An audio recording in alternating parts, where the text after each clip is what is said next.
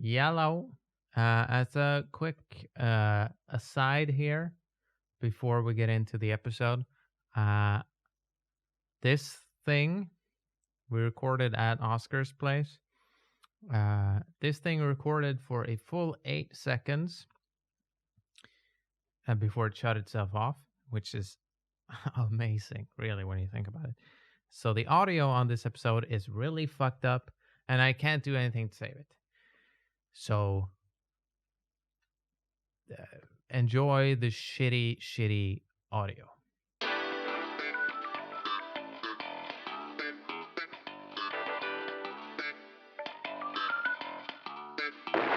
Welcome to the Sting of Time, episode 23. 23. That's the episode. Yes. We just watched The Scorpion King for the 23rd time, and however, we have watched it for the first time on a Blu-ray. Yes. Specifically, we have watched it for the first time with director Chuck Russell's commentary. Yes, director Chuck Russell's director's commentary of the movie The Scorpion King, which he directed. Yes, and that fact was made abundantly clear during the commentary. The fact that he directed the movie. Yes. I don't know, did he speak that much about direction? No, but he did speak a lot about The Rock. Yes, and I feel like he had some things to say about the movie, but most of the things he said about the movie were more like things about The Rock. It felt like it felt the entire commentary track felt a bit like a big, what would you call it, like commercial reel or whatever for the product that is The Rock, or was going to be The Rock from then on as a movie star. Because he talked a lot about how, actually it's really cool that The Rock was in this movie, and I was amazed that The Rock, remembered his lines, and that he did what he physical presence. Yeah, and he did what I told him, and that was wow. It was incredible seeing The Rock. I love The Rock, dude. It's and it was a bit weird. Yes, I actually took some notes. Yes, I was too angry to take notes. The first thing, I actually asked you this during the watching, but you didn't hear it because you were so entranced by Chuck Russell's deep voice. He talks about the intro fight thing with the not Vikings. Yes, the not Vikings. Setting the wild tone of the movie, but the point I wanted to ask you about is that he specifically says that the point of the intro sequence is for the audience to see how much of a highly skilled assassin The Rock is, and I think without a doubt it shows off that he's a very dangerous and capable man. But my question is, do you feel like there is an element of secrecy to being a skilled assassin? Well, it is a bit, there is a certain secretive element in how he infiltrates the building or whatever, the thing. But now that you ask this question, it made me reflect on something that I haven't really thought about with the opening. Who is he there to assassinate specifically, do you think? Do you think they have? I don't know if they are there to assassinate. Yeah, because his brother is captured. So is he just rescuing his brother, or why was the brother captured by that sort of thing? Because the assassin nature of the character, he just kills everyone. I don't think he's there to assassinate anyone. I don't think the brother was there to assassinate anyone. Brother just got captured. Yes, the brother just got captured. As he does. So he had to deal with that. I have quite a lot of notes. The second one is that Chuck Russell, and when I wrote this down, it wasn't super clear yet that this was definitely going to be a, let's say, recurring part of the director's commentary. But Chuck Russell shits on Michael Duncan Clark. Yes, absolutely. Throughout the entirety of the movie, I guess, the director's commentary. He belittles him all the time, plays up how cool The Rock is. Yes, in comparison to Michael, Rock did this, Rock did that. It's very weird. Yeah, exactly. He makes light of the fact that The Rock knocked him out. He actually also makes it like, it was. He goes into how it made the Rock feel very bad. Yeah, I said I think Michael felt pretty bad getting knocked out, but then also that it's Michael's fault. Yeah. Michael leaned in. He was supposed to lean back, but he leaned in. The Rock wouldn't make a mistake after all. So.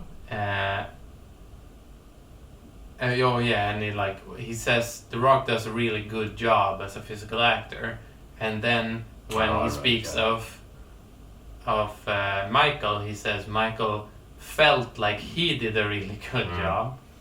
But all this starts off with the first thing that Chuck Russell says about Balthazar, which is Michael's character, is that who is obviously a king. Yes. In the movie. He goes, Balthazar, he's a prince of a band of thieves. Yeah, who is the king if he is the prince? What prince who? Yeah. What do you mean prince? I guess Dwayne becomes a prince at the end. Well, it's really weird, and it was kind of something that we, kind of pointed and laughed at first, it's funny how it's but then it just like you say, it became this really recurring thing. He just kept doing it, so it became a bit weird for me. It was weird as well how long he focused on the fact that it was Michael's first fight scene in the movie as well. Yeah, exactly. And didn't he also say that thing about how it was interesting because I was so surprised that Michael Duncan Clark had not he was not did not have a lot of experience with fights in movies, and it had this tone to it because Michael is a big muscly guy. He has to have done that. Obviously that he must be he must be someone who fights all the time in movies or whatever, but it was weird. And it's also Memnon. It's his first movie as well. Yes, Stephen Brown. Interesting. So that was I would say something that makes Chuck Russell even less sympathetic. Yes. He also weirdly kept talking about how the movie had such an old school vibe. I said take a drink every time he says old school Hollywood vibe or whatever to it, but it really doesn't. No, it does not have an old school vibe. It's kind of funny because when he speaks about specific things, that when he brings up that old school vibe, I think you could sort of logically see what he's talking about. I mean, it is technically an old school vibe to have The Rock swing down on a curtain, for example. But I think the movie reads 0% as an old pulpy adventure movie. I would say it's a bit like how you and me have talked about the scene when he climbs. Like how that's wow, it's like we're watching another movie for 2 seconds when he climbs the wall because of the angle and the music and all that kind of stuff. And I felt I was thinking a bit this was through the commentary, but when you get the assassin and the sorceress line, because then at that point he says he's talking about the swinging down thing in the drapes or whatever. and it's an old school swashbuckling movie. And I was thinking that kind of line is, it's kind of a bit similar. How it's like, oh, this is the kind of line they would say in that sort of movie or whatever, like the mustache twirling line. But that's not something that you can say gives the movie a particular feel or tone, because these are just things that are like, it's in the movie for a second. And it also reminded me a bit of how, and this was something more I reacted to, I guess, but how he points out at one point in the movie when they had the opening shot of Gomorrah, and it's like, I always wanted to do a shot like this in a movie where you see, the where the heroes are going to the big city, like the Vista or whatever. And then he talks about like, this is something I really push for, and it's so inconsequential. It's like something that's, I felt it was so minor and you don't really linger on at all, and it made it feel like I guess the point is that it's so strange to see what was his perspective on these things. But I think that's reasonable, because it's very easy to get caught up in the things you think people will enjoy or not. Yeah, so, but it's funny because he's seen that place without anything there. Yeah. So he's seen that shot when they're just looking at nothing. So I think obviously to him, it's reasonable that it's a big. It's not strange, but I just think it's interesting how he homes in so much on those parts, but then it's like the rest of the movie is a weird, butt rock, the Rock raising his eyebrow to the camera kind of thing, and I don't know, but that might be a bit my perspective. Yeah. So there was I should add this before we move on from the weird Rock shit. The Rock injured more people than Michael. We found out about even more injuries caused by The Rock. Yeah. I forget now exactly what it was. Someone in the harem scene when they're fighting. In the harem scene. How when he fights the two guards that runs in, and how accidentally hit one of them as well. I guess everyone is leaning in instead of leaning out. I think it's sort of interesting. We talked about this a bit during the watching of this, that because you mentioned that you had started watching a bunch of behind the scenes commentary tracks for Breaking Bad. Yes. Better Call Saul, or exactly. I don't know, or it's like this podcast thing. So it's the same thing. It's the same thing. Are they doing it? Are you supposed to do it as you watch? No. Okay. Or well, you could. Oh, okay. I think they're really bad. I don't like them as I stopped watching them. Yeah, exactly. So, you said you were kind of tired of it just being... Basically, it's like a weird guilt trip thing where they feel like they have to talk about people that don't get mentioned as much, which is good, technically. Yeah, but it's something that really goes at the expense of, like, they just talk about... Oh, this guy is the best, that guy is the best, and then there's nothing about any of like the technical stuff or like the kind of thing that people that listen to it, I want to know about this stuff in this episode. It's just like 30 minutes of course we have to mention that this guy who brought us our lunch that day is the best guy ever. So it's like whatever. But so I thought about that, or we rather talked about it a bit, because Chessman. Yes. Who everyone who has watched possibly a single episode of The Sting of Time knows is I think you could easily describe him as not a major but a recurring character. Yes. It's not even a bit or anything. No, he's a character. He has lines. He has several scenes, spoken lines. Yeah. He drives the plot forward in a way, and has the camera right in it, close-ups on his face a lot. Blah blah. He's not an extra. Exactly. He's not mentioned at all. The actor who I've forgotten his name, he also has a super ridiculous Hollywood name. Yeah, everyone who worked on this movie has a ridiculous name. We've also learned now from listening to this. but he's not mentioned at all by Chuck Russell, who does mention a ton of the VFX people, a bunch of the matte painting people, a bunch of the set dressing people, the choreographers. Like you pointed out stuff like, oh, the guy who is riding on this elephant for one frame or whatever, he's actually, the assistant production regional manager. No, he was the guy who did all the VFX shots. Oh, the same thing. So I think you could almost say he... But that's the same thing as the movie is made by David Hayter. So I mean it's sure. David Hayter not mentioned either. David Hayter was not on the elephant. But maybe his script writing contributions had happened before the directing started. So hard to say. Either way, I think would have been fine. I think, or it would not have been weird to me if Chessman was not mentioned that much, or mentioned at all, the actor. If the rest of the commentary track was more about the production stuff and the people behind the movie.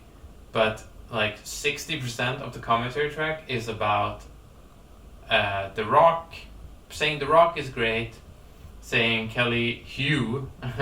Kelly Hu is a beautiful girl. Like the only thing he ever said about Kelly Hu was like, Kelly Hu is so beautiful, and she wanted to do more things in the movie. I put a stop to that. Exactly. Kelly Hu is a black belt in karate.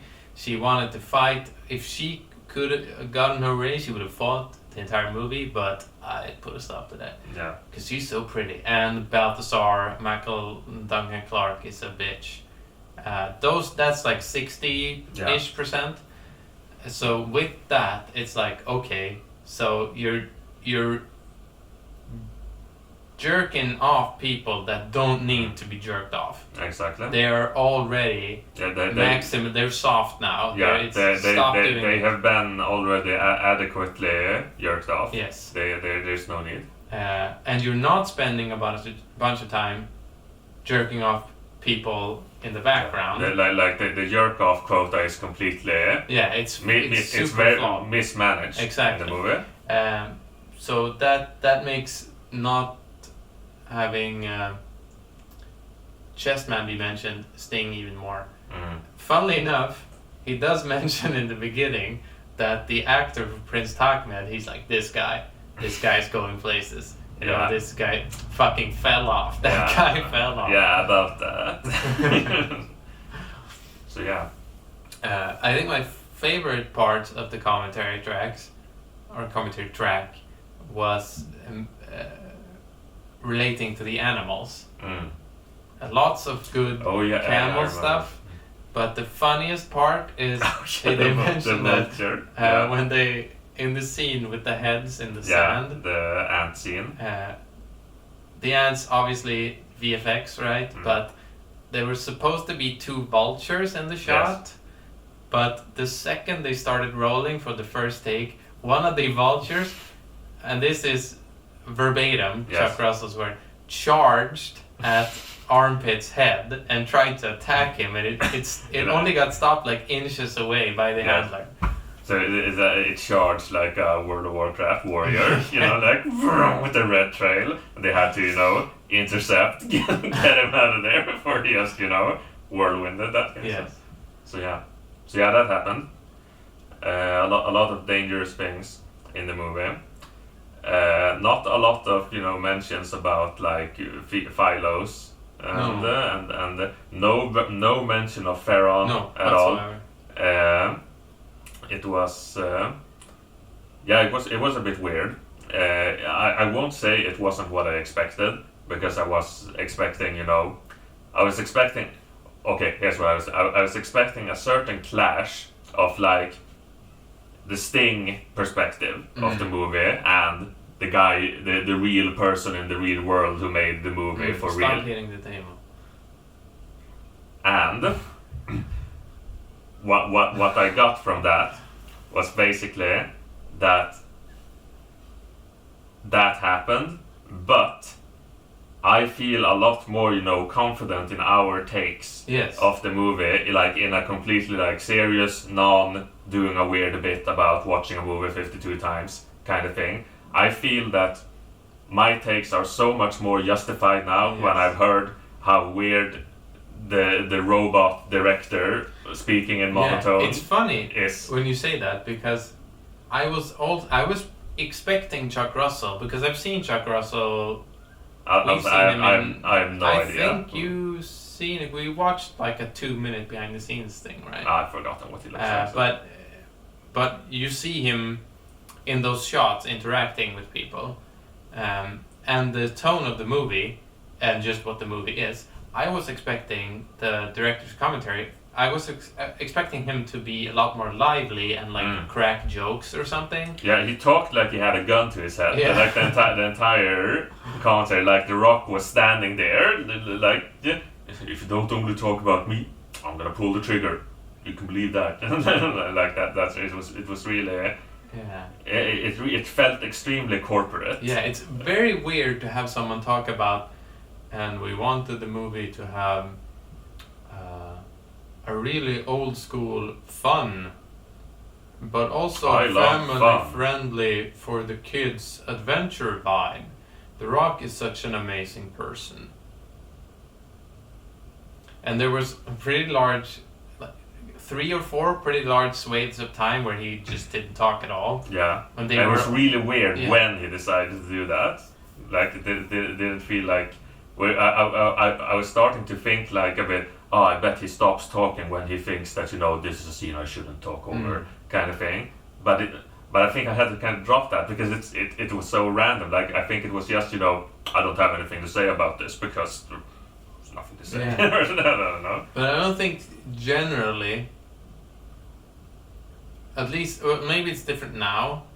I would assume it's different now because of the internet and social media and just how people share stuff. I But don't know what you mean. having, everyone has a podcast, etc. But as far as I know, I think lots of screaming kids outside.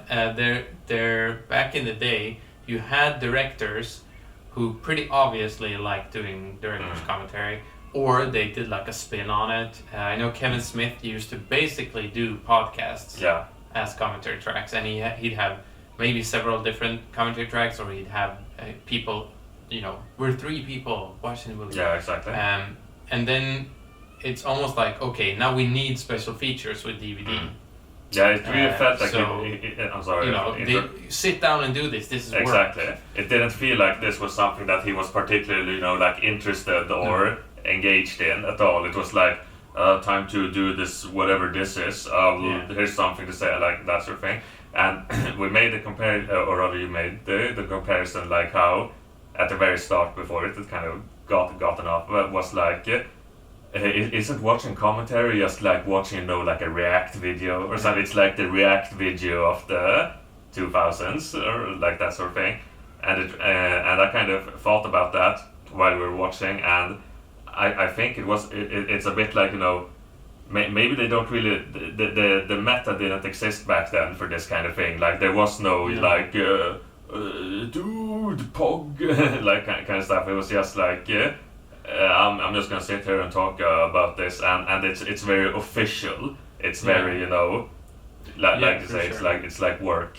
Yeah, as I said, I think Kevin Smith might be the person that really started a sort of different wave for commentary tracks. But I'm super interested in how the other track is. and how the Rock's track there is are going to 2 be. commentary tracks on this Blu-ray.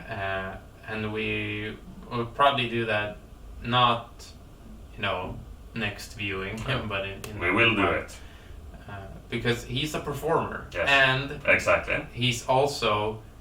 I think this is, even if you're a person who isn't super jaded and like broken down as us, if you're a person who really likes The Rock and thinks he's a good person, which we don't. No.